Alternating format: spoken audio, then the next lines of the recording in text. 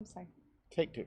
So we're in Matthew chapter 8, and we're very excited to be here, and we're very excited to be studying with you tonight. So go ahead and open your Bibles to Matthew chapter 8, and I think we're ready to read. Yeah. We're ready. So Matthew chapter 8, starting in verse number 1. Starts like this. When Jesus came down from the mountain, large crowds followed him. And a leper came to him and bowed down before him and said, "Lord, if you are willing, you can make me clean." Jesus stretched out his hand and touched him, saying, "I am willing, be cleansed." And immediately his leprosy was cleansed. And Jesus said to him, "See that you tell no one, but go show yourself to the priest and present the offering that Moses commanded as a testimony to them." So that's just the beginning. This is a chapter full of miracles. Yeah. I think if you read the Gospels, you'll see different ways that Matthew, Mark, Luke, they all tell some of the same stories, or sometimes different stories. It's not in the other ones, but when they tell the same stories, you can see the difference in the way they're telling them. It's just like you watching a car crash that happens right before your eyes, and you tell the police what happened, and then another witness comes up and tells totally different things than what you saw, or you didn't even think that was important. And it's great to watch how Matthew, Mark, Luke, all of these, they know about the same things, but they're telling it from their different perspectives. And here we're seeing the way that Matthew is telling this, and the points he's trying to get across is a little bit different than what John would be doing. So that's true. Matthew is trying to, Matthew is writing to the Jewish community, and he is trying to inform them that this is the Messiah, and he is trying to show them all of the things that happened through Jesus's ministry. But he's trying to uncover the fact that Jesus is the King. He is the Messiah. He even starts in that first verse, because we're talking about, obviously, the Sermon on the Mount was previous. And so it says that when he came down from the mountain, large crowds followed him.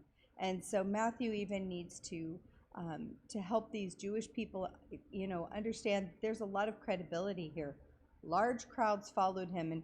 And we're going to hear and kind of start to understand that Jesus is healing thousands of people.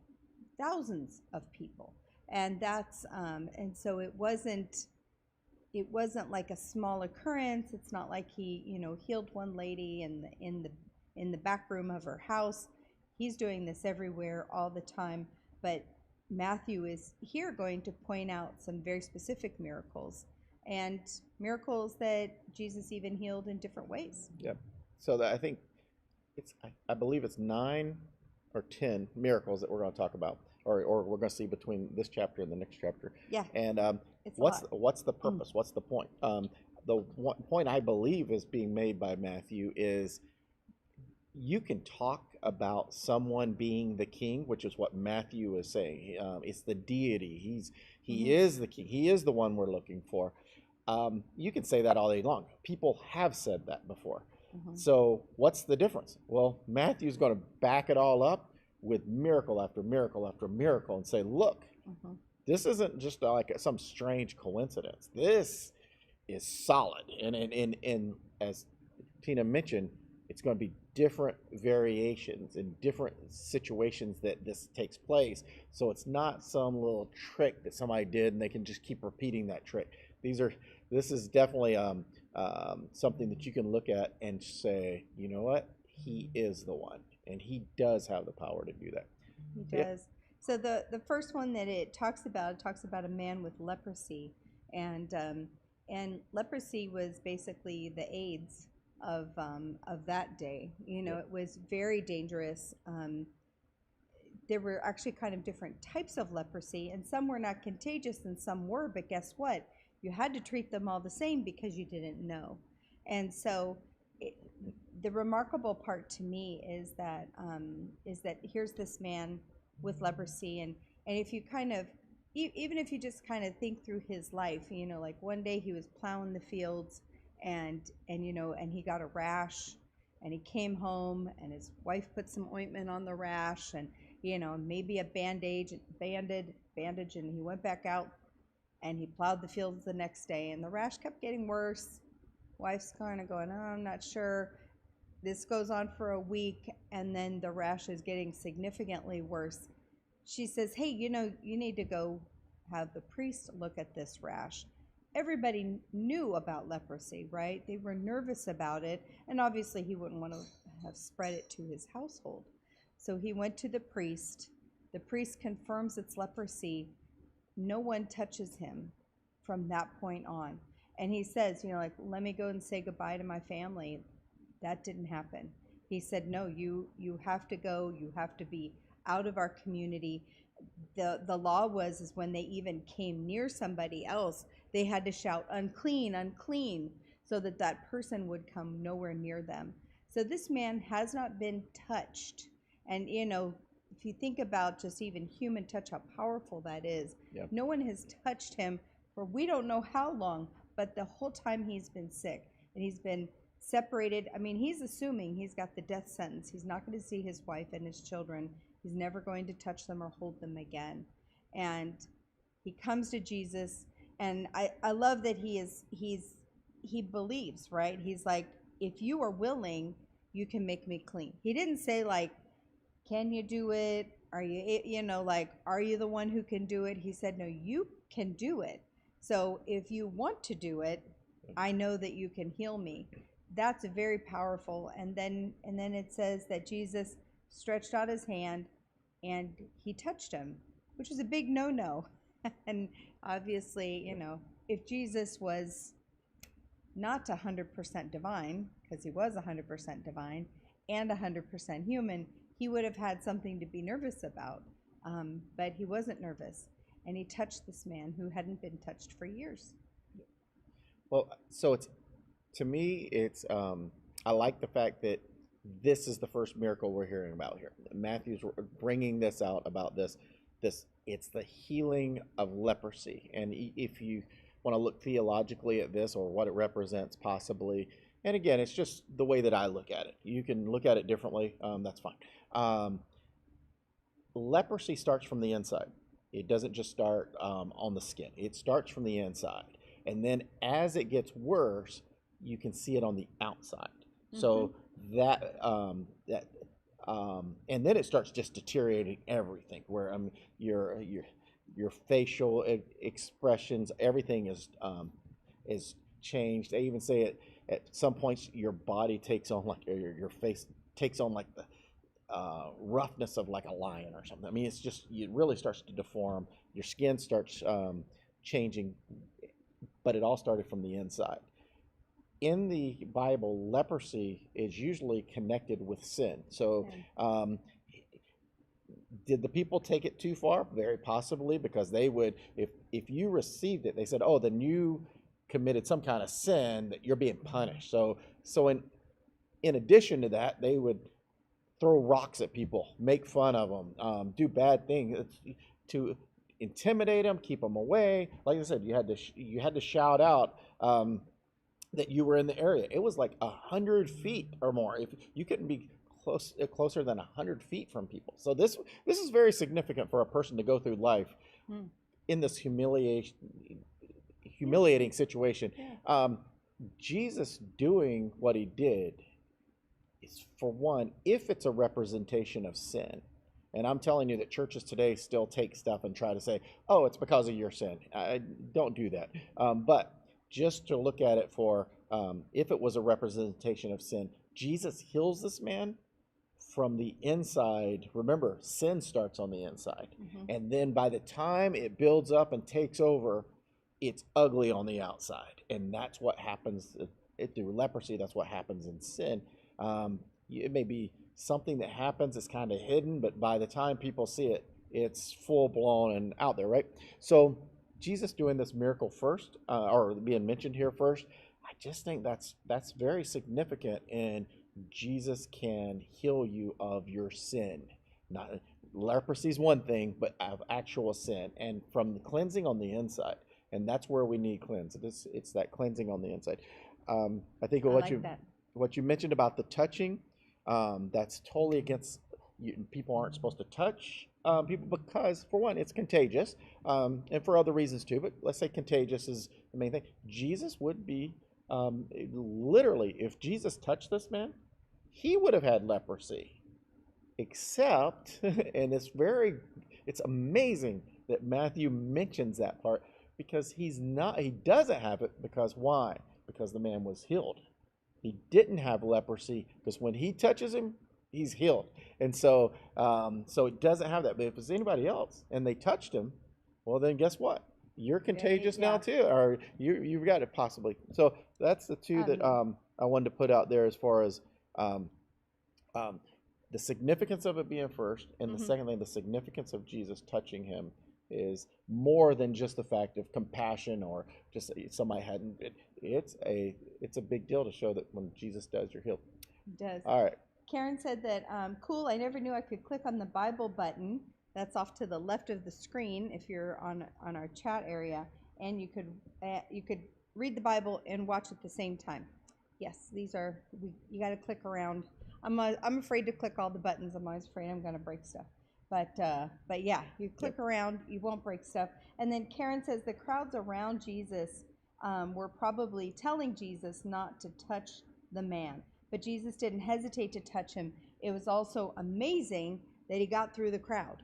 Yes, absolutely. Yep. And so, and he worshiped him. Said he came to him and he bowed down to him. So, so this, for what I talked about, for what Paul talked about, how leprosy does represent sin. I love that. This is a powerful start to Matthew chapter 8, isn't it? So. Well, I'd add too. What was the next thing he did? For one, Jesus said, "Don't go and make this a big deal." The first thing is, don't tell anybody. Go to the priest. Why? That's the law of the land. Go and show him that you're healed. But that's the first step, and that was always the first step. So Jesus isn't saying, "Go out and deny the law." No, don't go telling everyone. Don't go around shouting it out. Go to the priest first. Be cleared. Let him see. Hey, this miracle happened, and this is. I love that Jesus gives him these instructions. I'm sure the guy didn't obey that completely. Yeah, but he didn't obey. We learned that later. Yeah, he just told everybody. So, but it is Jesus informing him. It's not about the miracle. The miracle was great, but that's not it. You're healed. Just take it. Go show the priest. Let the priest confirm it, and then go back to your family. I mean, there you go. That's what Karen said. Karen said Jesus also told him to go show himself to the priest. Jesus still is upholding the law. Exactly. You and Paul are on the same wavelength. Yeah. Jesus isn't saying. I actually copied Karen. I just saw. No, I'm just kidding. but he did say don't go tell anybody. Yeah. And then we'll find out later that this was a guy that did not follow Jesus's commands. Yeah.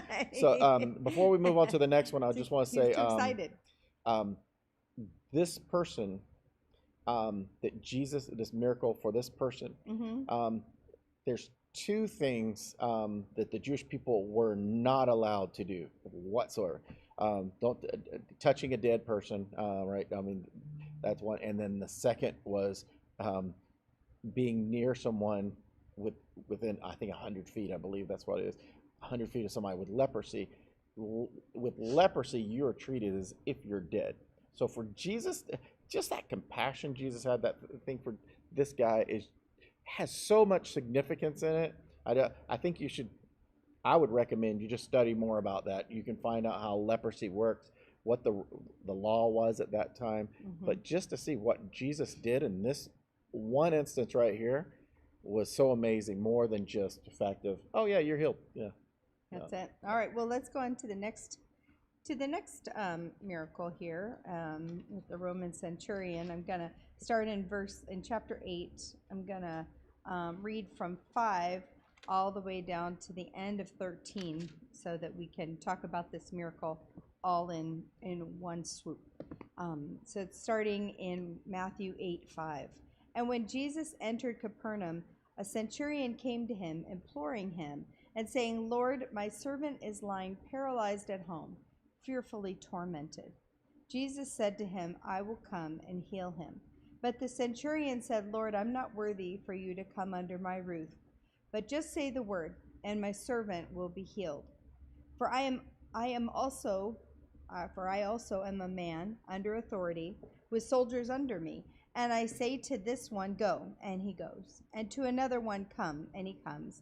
And to my slave, do this, and he does it.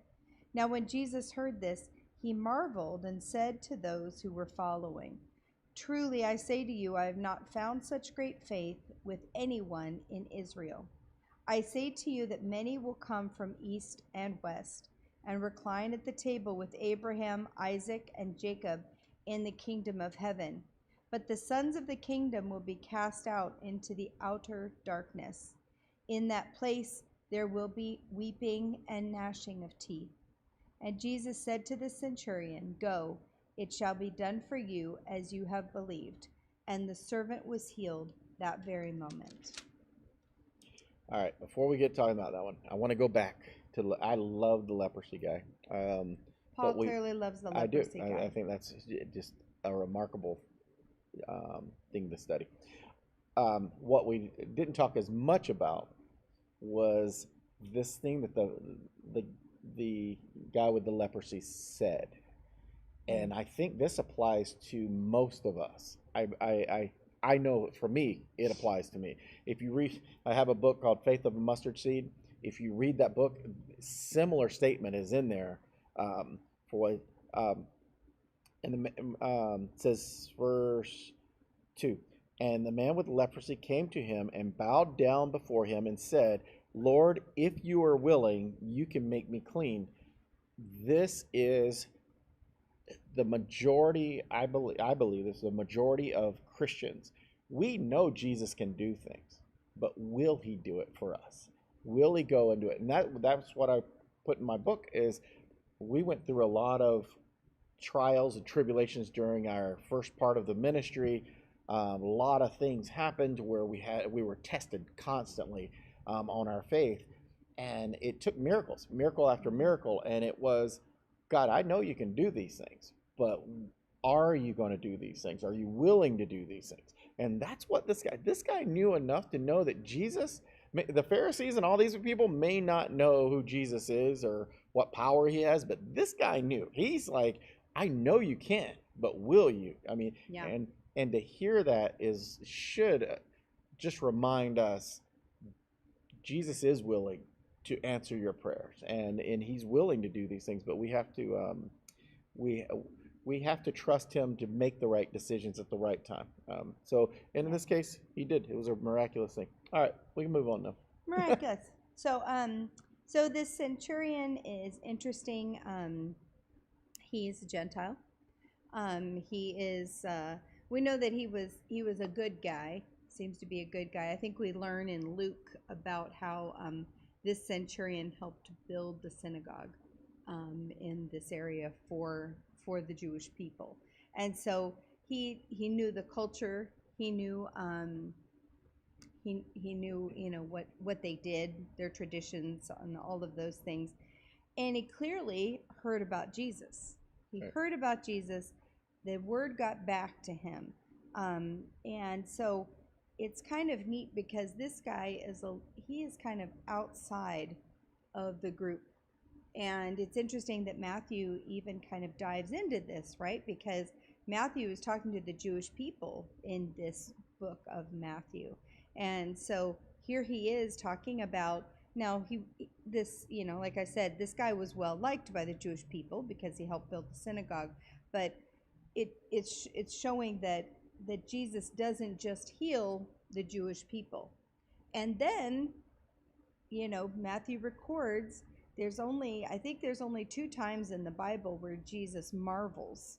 And one is that he marvels at the Jews' unbelief, which is not a good thing. But this is the only one I think that it's a positive situation where he marvels at this man's faith and says, I haven't seen this, as you say, anywhere. I haven't seen anyone in Israel who has this kind of faith.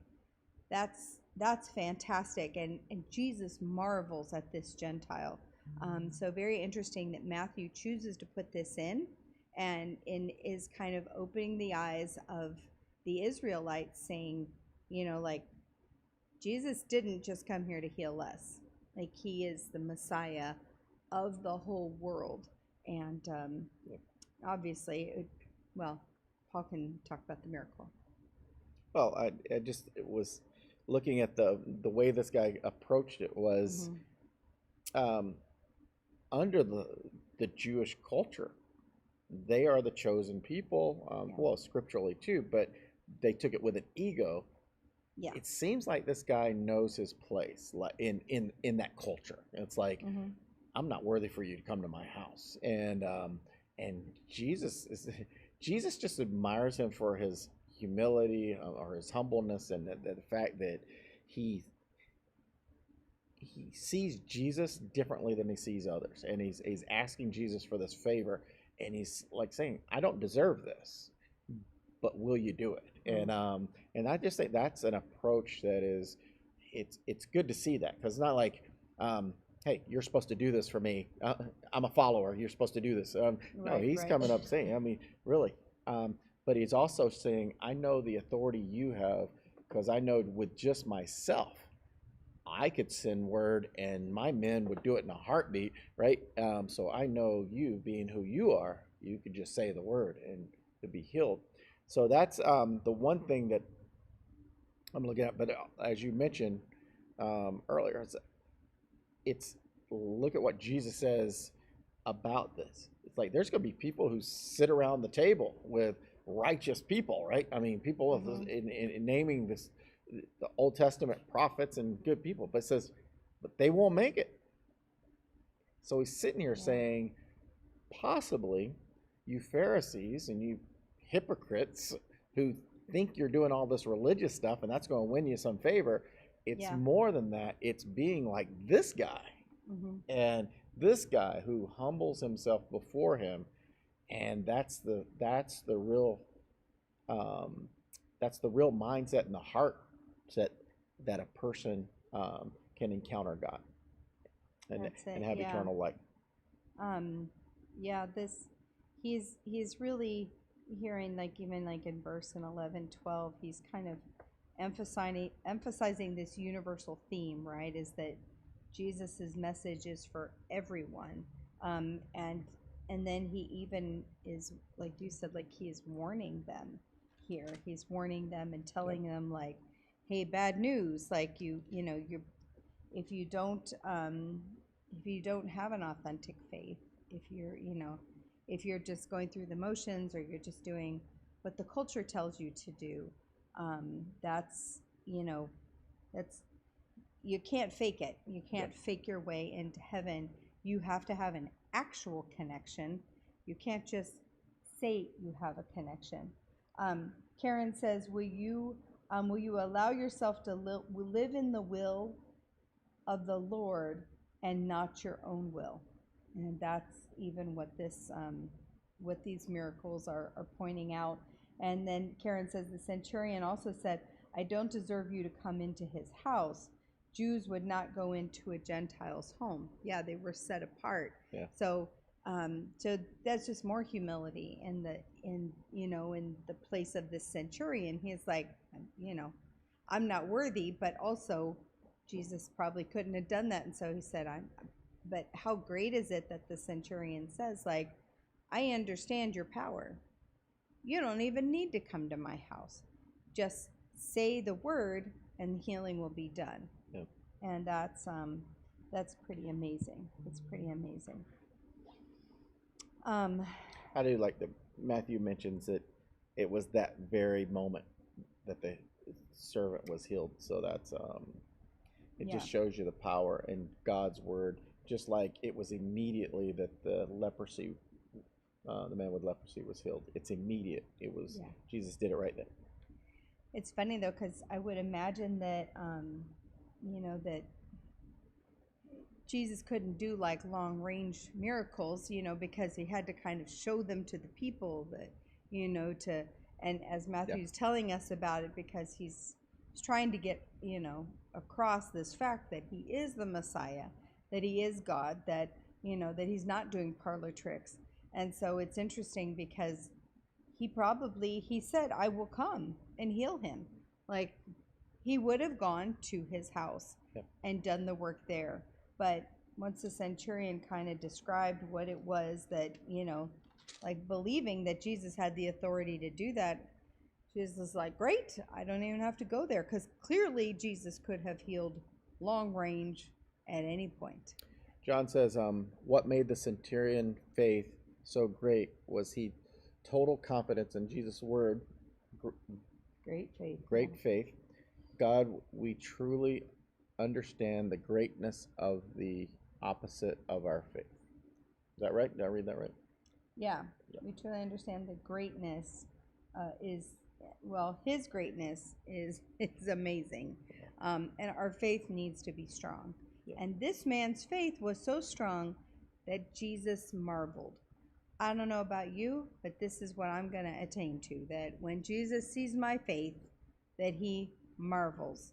Yeah. I don't know that he's ever marveled again, because he knows all things, but that's the kind of faith I want to have, and that's the kind of faith I want to portray to everybody around me, because Jesus is the Messiah, and he will do amazing things. John says the object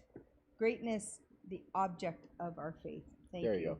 Thank you, John. That's why I was asking if I read that right. I'm like, we knew what you were laying down. Doing that voice to text thing. I got you. But then he also talks about, just in 11 and 12, he does talk about, that many will come from the east and the west, and our ancestors, basically that kind of says everybody. That's everybody. And they're going to recline at the table with Abraham, Isaac, Jacob. And it says, but the sons of the kingdom will be cast out into outer darkness, and weeping and gnashing of teeth. And so this is, he's talking about hell here, with the weeping and the gnashing of teeth, which is interesting because when he talks about heaven, he says there will be no more tears. Yeah. But in this place, in the outer darkness, there will be weeping. There will be gnashing of teeth. John may know this one, and if I don't tell it right, John, you fix it for me. I forgot the evangelist from years ago. Evangelist, one lady was making fun of this evangelist who talked about the weeping and gnashing of teeth, and she didn't believe any of this stuff, and she just shouted out, well, I guess you're telling a lie there, because I don't have any teeth. And I think it's Billy Sunday, is that right? Billy Sunday, I think that's it. Anyway, I could be wrong on that. So or is that a cowboy? So anyway, this evangelist named Billy. So he said, he goes, in your case, teeth will be provided. It was just perfect, because and that he was known for that, his fast comebacks and things. So anyway, wit. There will be, and the scripture tells us several times when it's referring to hell, it's the gnashing of teeth. That is, and I just think that that's just something that we can relate to. If you've ever been just in such a place of trauma, being scared, pain. Yeah, any of that, it's like an uncontrollable gnashing of your teeth. I mean, it's like, that's the visual that I get, because I've been to that place where you're so frightened or so overwhelmed and it's that loss of your own emotion, the ability to control your jaw. I mean, your gnashing of your teeth, and it's just weird. Karen says in verse 11-12 is like people today who attend church but don't have a personal faith in Jesus. Yeah, it's legalism, or just going by the books, and like the shirt that we make here says, God doesn't want just weekend visits. He wants full custody. He wants you to live for him daily, and it's just that reminder for us. Don't just talk the talk. You got to walk it. The Rose pops on here, says Pastor Tina. Yeah, Clemens has a small touch of pneumonia.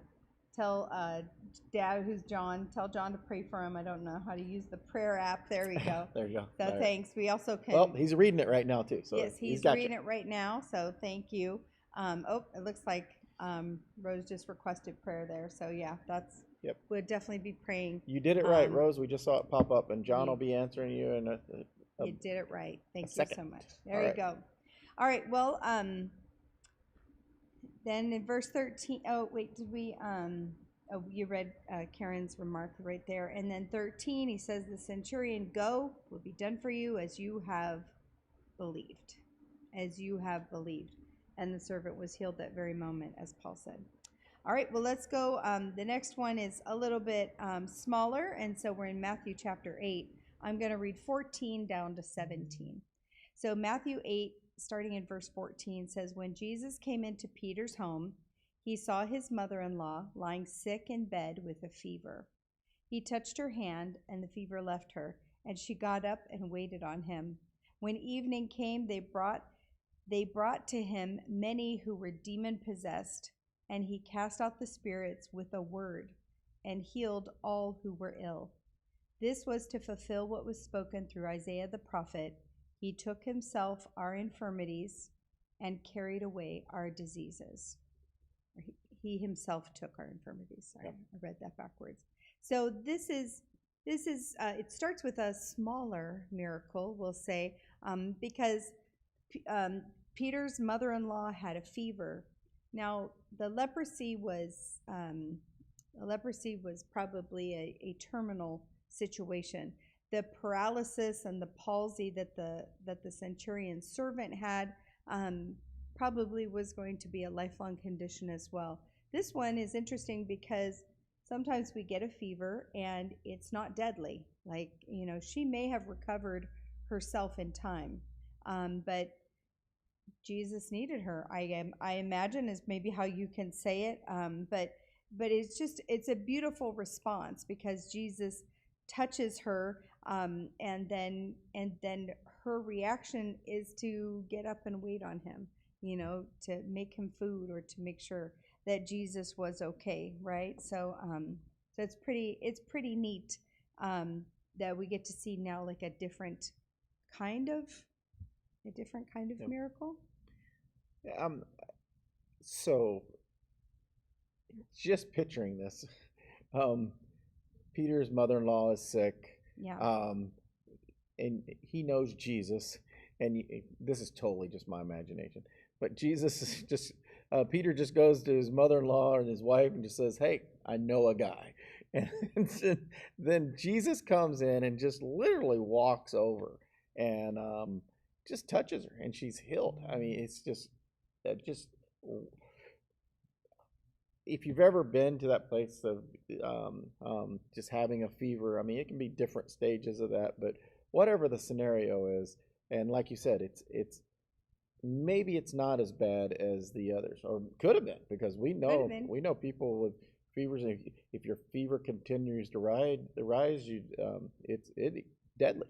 Mm-hmm. And but the fact that let's say it was a fever, or cold, kind of thing, just to show that Jesus cares about those real serious ones where it's deadly or affecting the rest of your life, or the temporary things that we're going through. And I think that that's something we could take from that, just to say, hey, it was just a simple fever and illness for that week maybe, but Jesus cares about that as well. And the other thing I'll just point out is the people that Jesus has done the healing for, that Matthew's bringing out and he's showing us. It's a person that was with the leprosy. Nobody would be near him, couldn't be near him, and treated like an outcast, or even treated as dead, as if he was dead. The second person, not Jewish, a Gentile, and this is another group of people that the Jewish people, this is another outcast to them, because if you're not Jewish, you're Gentile, and you're nobody compared to them. So it's funny how Matthew is using these outcasts, and then there's only a few things lower than things in life, but women were treated at the lowest. Maybe death and or having leprosy is bad, but women were treated disrespectfully, and they were treated as lower class. They just produce babies and cook for us, I guess. But Jesus and Matthew here bringing this out. Look at what Jesus did. He healed a woman, and that had to upset a lot of people right there. And then healed a Gentile. That had to upset people. And then even went up and touched a man with leprosy and healed him. So just the class of people that is being illustrated. It wasn't these people that were seen as top of the line, religious, great, wonderful people. These were people that the Jewish people would say, why waste your time on them, right? I mean, it was a different attitude. So with that, I think it's great that Matthew's bringing this out to say, not only is Jesus Lord and King and his deity, and he has the power to prove it, he proves it where nobody else even thinks it should be done. He's doing it his way, and it's for all of us. Good time. Rose said that love was displayed by serving and appreciation. And John's telling Rose where to look so she can see his prayer. Thanks for that, John. But Rose is right. This is another thing, and maybe this is also why Matthew brought this out, is because Peter's mother-in-law was instantly so grateful, like Mama Rose is saying. She was grateful, she was appreciative, and so, like, how can I express my gratitude to God? Has he brought you through a hard time? He's brought me through hard times. How should you express your gratitude? Well, she was sick, and then she felt better, and so she got up and waited on Jesus. And so right away, we get to see the gratefulness and the appreciation for the miracle. And clearly, this was a little bit closer to home since it was Peter's mother-in-law, but it was still great to see the appreciation. So that's 2 verses right there. But then that same evening, so same day, Jesus has been busy here. They brought to him many who were demon possessed, and people who were ill. And so this again is showing Jesus's kingly nature. He literally is able to heal them with a word, And so this isn't a parlor trick. It was either a single touch or it was a word.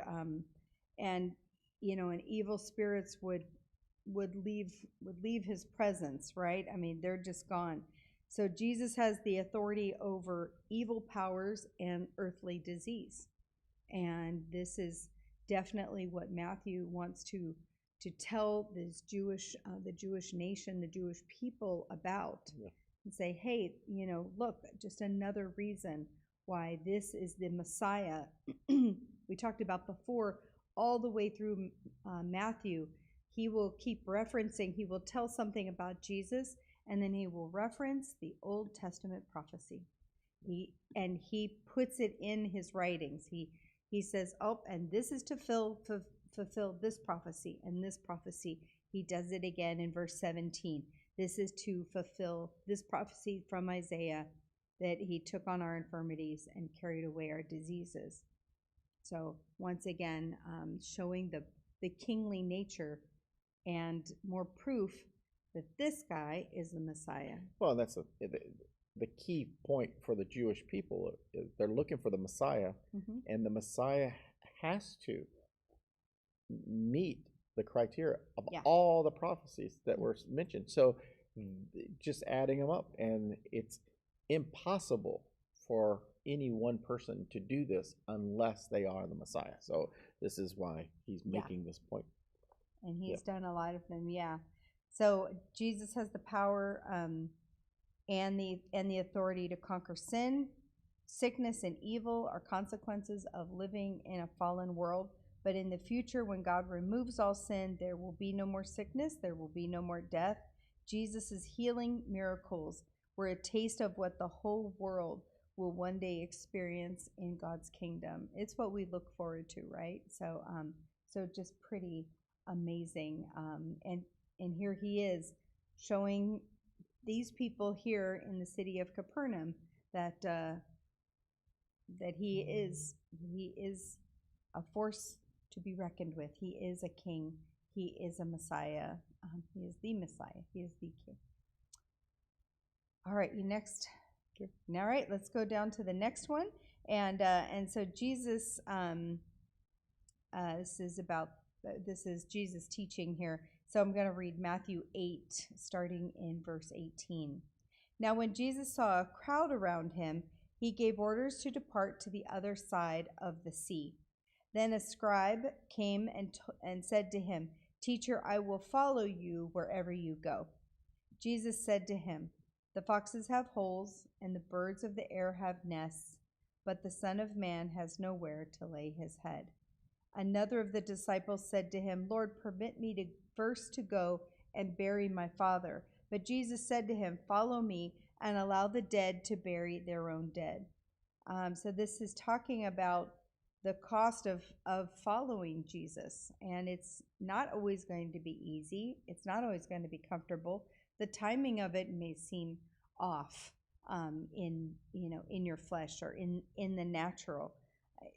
There can be great cost, and there can be great sacrifice, and there may be no earthly rewards, and there may be no earthly security in following Jesus. And I think, when people are seeing like, oh, this is the miracle guy, like, I just want to be on this team because this is the winning team.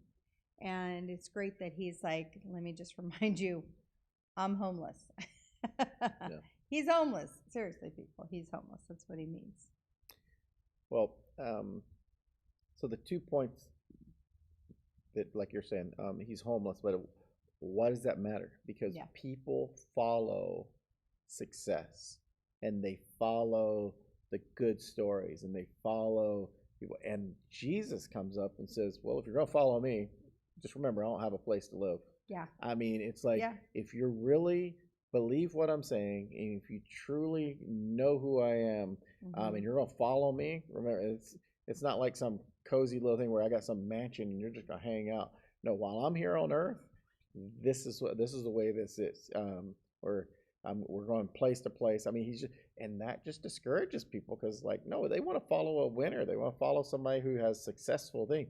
They're not looking at the miracles that just happened. They're not looking at all the things. They always want something different. And so I think that's a good way that he's letting us know, if you're following him for the wrong reason, don't do it.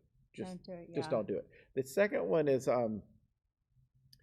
you and Jennifer talked about it last night a little bit too. This is misunderstood if you don't study this. If you just read for what it says, one of the disciples said, "Lord, allow me first to go and bury my father." And you sit there and say, well, Jesus replies, "Let the dead bury the dead." And if you read that, you're like, wow, how hateful is Jesus? I mean, this guy's dad just died, and he's about to die, and you won't even let him go home. I mean, he's like, follow me or nothing else.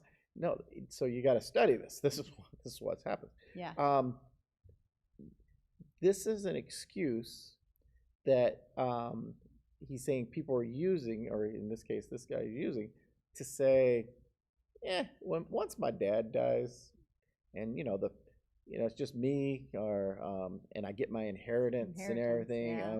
Maybe I'll do it. But right now, I mean, if I leave with you right now, I'm probably not going to get an inheritance. We don't even know the dad was sick, right? I mean, so it has nothing to do with the dad being sick. He's just not going to go until the appropriate time that he's going. And Jesus saying, there's no excuses. Follow me now. There's no wait until you get your inheritance and then you can follow me, or wait until all your chores are done and then you can. He's like, if you're going to follow me now. And so it's not like if this guy said, oh yeah, my dad's on his last day and I need to go. Obviously Jesus was like, yeah, go take care of that and then follow me. Yeah, but that's not the right context here. This person is using anything for an excuse and saying, there you go. Finally, when my dad dies, it could be 20 years from now. Right? It could be. Yeah. Yeah. Well, let's move on. So, to Matthew 8, reading in verse 23. When he got into the boat, his disciples followed him. And behold, there arose a great storm on the sea, so that the boat was being covered with the waves, but Jesus himself was asleep. And they came to him and woke him, saying, Save us, Lord, we are perishing. He said to them, Why are you afraid, you men of little faith? Then he got up and rebuked the winds and the sea, and it became perfectly calm.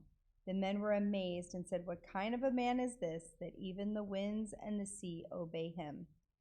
So this is another miracle right here. Obviously, Jesus doesn't just have power over demons. He doesn't have not just power over illness in our bodies, and he also has power over nature. And so we get to see a lot of Jesus's power in this chapter here. And so it's pretty it's pretty amazing. I would imagine, that they saw a lot of miracles, these these apostles, but this one scared them because they were all experienced sailors, and they knew most of them were experienced sailors, and they knew that this was not going well, and Jesus was sleeping, which probably was odd. But Jesus controls it all. So here's my question. Let's just look at the obvious here. You have all these fishermen. They're on the boat. Jesus has never claimed to be a fisherman. I mean, as far as going out fishing and being around boats all the time.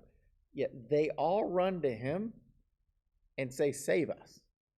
Like, what was the expectation? What did they think was going to happen? They've never seen a miracle like what they're about to see. No. What was this that drove them to the point of, we're wise and intelligent people who know how to do this, constantly getting out on the water in our boats, but yet we're going to run to a guy who's asleep during all of this, and who knows what knowledge he's ever said about being in a boat.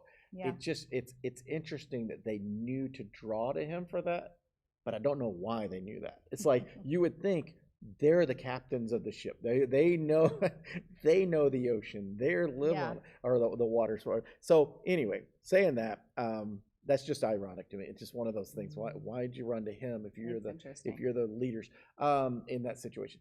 But the second thing is the fact that he was sleeping during all that, and that's the kind of confidence that we need as Christians, that we can get a good night's sleep. Mm-hmm.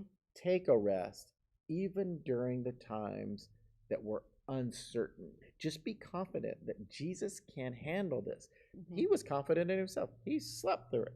But I also think he slept through it for another thing, which is to say, you can trust me even when you think that I'm not paying attention. While he seemed to be like separated from them, in an instant, he's going to make everything change. Yeah. What does that miracle say to you?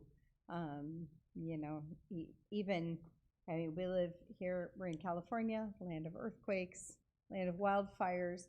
Nature seems to be against us somehow, but how can we have confidence in Jesus, who it seems like maybe sometimes isn't watching, but definitely he always is, and he proved it to them this day. All right, well, let's go ahead and finish up so we can plow through the end of chapter 8 here in Matthew. So I'm going to read Matthew 8, starting in 28, all the way to the end. And it starts like this in Matthew 8:28. When he came to the other side into the country of the Gerasenes, 2 men who were demon-possessed met him as they were coming out of the tombs. They were so extremely violent that no one could pass by that way. And they cried out, saying, What business do we have with each other, Son of God? Have you come here to torment us before the time? Now there was a herd of many swine feeding at a distance from them. The demons began to entreat him, saying, If you are going to cast us out, send us into the herd of swine. And he said to them, Go. And they came out and went into the swine, and the whole herd rushed down the steep bank into the sea and perished in the waters. The herdsmen ran away and went to the city and reported everything, including what had happened to the demoniacs, the people who had demons. And behold, the whole city came out to meet Jesus, and when they saw him, they implored him to leave their region. Go ahead. So it is interesting that this story is also told, and it says one person. So it's just difference on how a person tells the story. And what the point is, there's two guys, and the other version it's one. Doesn't mean they're contradicting each other. I just want to say that. Just means that obviously, I believe it's Mark when he tells it, just focusing on the one main one probably, even though there could have been two. That's fine. It doesn't mean the story's not true. It just means that they were focusing on the one that may have been the main one speaking. Who knows? Mm-hmm. So that part, because that is one of those things where you say, hey, wait, didn't we read this story before and there's only one person? The other thing is the demons know who Jesus is. And you've probably heard this in many, many sermons. Yeah. Satan and demons know who Jesus is. That does not make them saved. That doesn't make them saved from their sin. Now they're going to heaven. No. So you can know who Jesus is and never make the decision to follow him, and you would not be saved either. So just knowing the power of Jesus and knowing what he can do and knowing all about him does not make you a Christian. So the demons knew, but here's the one thing I would say. For the people who just get so caught up in the demonic world, Christians do it. Everything's a demon. They got to cast out a demon here, cast out a demon there. That's a demon. That's a demon. You know what? These demons didn't even have the power to take themselves out of these men into the pigs. They had to ask permission from Jesus before they could do that. Just don't play the demonic card constantly. Yes, demons exist. Yes, they do bad things, but maybe we're giving them a way too much part of our time and spending it. I've met so many people, they get everything's a demon. Everything's a demon. It's like, what? How much of your life do you spend praising Jesus? Because it seems like some Christians can look for demons so much that they miss Christ. And it's just so, I'll get off of this. I just want to say this. Realize they're there, realize they're true, they have power, potential, all that, but also look at the limitations they have. They can't do anything outside of what Jesus gives them the authority to do. And he obviously allows them to do things, but they question it. They said, are you coming early? Are you casting us? Because they know where they're going to go in the end. They know that, but they're like, "Are you coming early? Is this like you changing the time on us right now?" Because they know where they're going. Yeah, I think, and Paul talked about this earlier in the study in this chapter, is that so here's these demoniacs, right? These people who have demons in them, and according to Jewish ceremonial laws, like Jesus should not have dealt with these unclean people. So number one, they were Gentiles. Number two, they were demon possessed. Number three, they were living in the tombs. They were living in a graveyard. That Jesus should not have cared about them, right, as a Jewish man. But here he is going above and beyond and showing care and compassion for people that were outcasts, and they were outcasts. And talks about that in Mark and Luke as well, how much these demoniacs were outcasts. And so it's pretty amazing that that Jesus took the time here to people who were unclean or repulsive to us sort of people. He took the time to cleanse them. He took the time to heal them, right, and remove these demons from them. And I like what you were saying too, Paul. It's just Paul's dad was also a pastor, and he would say things like, I don't want to talk about the devil because he loves that. The devil loves it when we blame things on him, or we give credit to him, or just when we bring up his name. Like, he loves that. He loves being in the conversation. And so it's kind of, yeah, I like that. That reminded me, what you were saying reminded me of what your dad, Pastor Billy, That's always probably where I said, got it. Yeah. is just don't give him any credit. Don't give him any power. Don't deal with them. Deal with them. And that's what Jesus did. He dealt with them, and then he moved on. Yeah. And then he moved on. So anyway, we're a little bit after 8 o'clock, and I kind of feel like Jesus putting the demons into a herd of swine we could probably talk about that for an hour alone. But I will tell you that this is kind of the shortened version of it. We are going to hit it again in Mark. We're going to hit it again in Luke. And so we're going to talk about these miracles again, like Paul was saying, from a different perspective. Like, you're watching that car crash. You were on the east corner. They're on the west corner. You saw the same crash, but you saw its different details. That's the beauty of the Gospels, is that we get to see things from different angles. And this one, it brings up that there were two men. Mark and Luke only talk about one, the main guy. So yeah. It's very interesting. So John had said, he put this in the comments. He was talking about how Jesus is calming the storm, and John says it shows that even if Jesus is sleeping, he's still in control. Yep. Amen. In his human form, he's not sleeping anymore at all. But yes, even when he was on the earth and taking a nap, he's still in control. And Karen says Jesus will not force himself on anyone. The whole town cared more about their possessions, the swine, than the casting out of demons and the power Jesus was bringing. Yeah, isn't that funny? Thanks, Karen. They're like, please leave. Yeah. You cost us all a lot of money. Please leave. But look at what they were doing, and which is interesting that Jesus did allow them to go into the swine, the pigs, which Jews can't. But first thing, it's interesting pigs. That the demons requested the pigs. They requested that.